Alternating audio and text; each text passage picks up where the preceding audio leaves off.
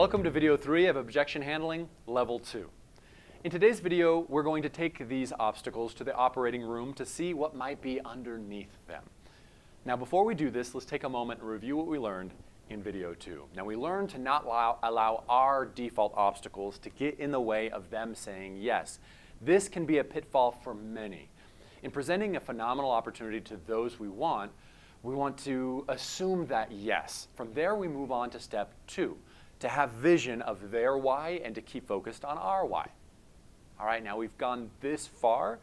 This is not the time to give up because there is a yes in everyone. My job is to find it before I give up. Now, when you understand that there is a win to be found, then your brain goes to work to solve that puzzle that's before you, generating a multitude of possibilities that builds confidence and hope to find a working solution. So we take that obstacle to the OR. Step 3, the obstacle operating room. This is the step where you will get to the real heart of the matter. The challenge is that if we don't understand what's behind the obstacle and we go about solving the first obstacle that we hear, we will then begin chasing our tail, uncovering more obstacles layer by layer by layer, potentially depleting your energy to solve problems and losing their patience to still want to take action. So what we're going to do here is, like in the surgical operating room, we're just going to simply peel back the layers until we get to that core obstacle. An example of this is when I worked in sales of large group training seminars. Some people would give me some smokescreen obstacles like, well, I don't have the money for that, or I'm just too busy to slow down to get training. I loved that one.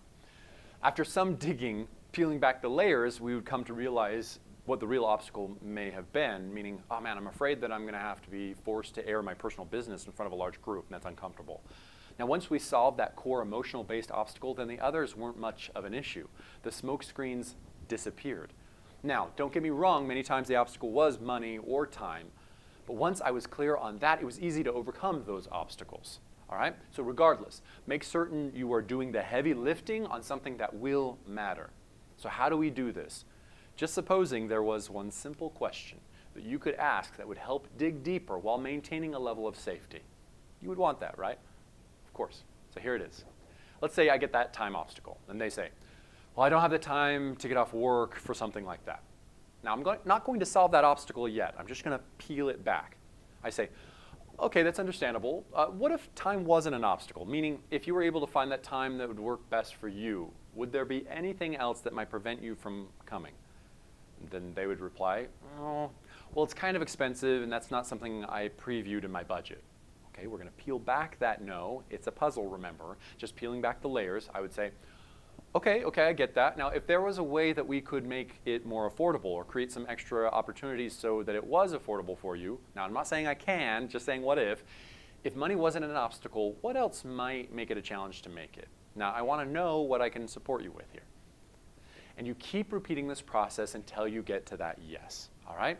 Through this process, you want to hold on to the energy and the perspective of genuine support and advocacy of them coming to a winning decision. Now, if this is just a tool to manipulate them, then they will feel that and you will risk triggering their ego and getting a hard no.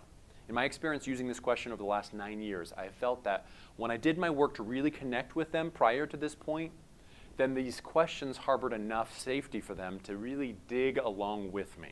Now, once I get to that yes, like in the example, well, I'm not going to have to be talking in front of a large group because I just hate that.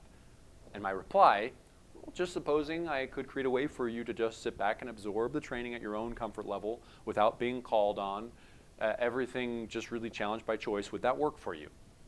And then if I got a yes at this point, I know I now get to solve the innermost no. Like a surgeon, I'm going to solve that problem first, then back out one layer and mend that layer with solutions, and then back and so on until the obstacles have been removed or tamed. What I commonly find is that more times than not, is that when I solve that innermost obstacle, that the others really practically just solve themselves. Not always, but commonly. The question is, just supposing, or what if X wasn't a challenge? Is there anything else that would prevent you from taking action? We'll just peel back the layers. Get to the yes and then move on to step number 4. Well, what if they keep throwing up obstacles? What if there's always a no? What if I don't find a yes? What if I found one that's broken? There's no yes in this one. Ah, right? That happens. Now, if that happens, I'm going to go back to the interview process and my sales process and ask, now, what will having X do for you and your business? Is this something that would benefit you in your life? If I still don't get a yes, then I've lost them somewhere in the emotional journey, all right? Or it's just genuinely not a win for them, and I'll accept that. In conclusion, understand that by leaving the obstacles in place for the moment so that you can actually peel back the layers to find what's at the core will shine light on what really is holding them back from taking action and safely empowers us to look for solutions when the time is right, as opposed to wasting time on a lot of smokescreen obstacles. So this is what I want you to do, to pull out your list of 3 to 5 recent times where you have run into an obstacle in your life or an objection others posed to an idea or product. I want you to think of some ways you could have peeled back the layers to get to the core objection. And in the next video, we're going to pump up your creative intelligence so that you, as a problem-solving ally, are primed to ride the solutions superhighway. We'll see you there.